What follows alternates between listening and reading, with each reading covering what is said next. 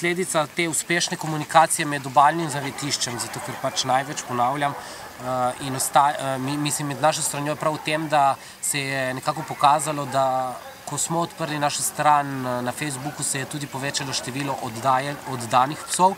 To pomeni, da smo dosegli, oziroma na nekem mediju, ki je ljudem blizu, dosegli odzivnost oziroma večjo pojavnost. Je pa tudi, to je tudi že vizualno vidno, ob obisku zavetišču veliko večje število sprehajalcev.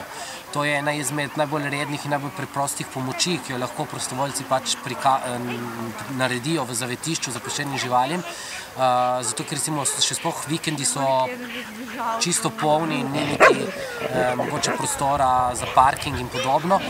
Zakaj pa je to tako? Zato, ker smo prikazali, kakšen je dejanski postopek sprehajanja. Torej, kako izgleda, ko pridejo sem, na kaj naj so pozorni, kaj mora sprehajalec vedeti, kje so sprehajalne poti in mogoče tudi to nekako izmenjava nekih doživljanj med sprehodi. To je pa potem približano. Tukaj to si štejemo kot velik uspeh oziroma velik korak naprej, torej, da smo približali zavetišča ljudem.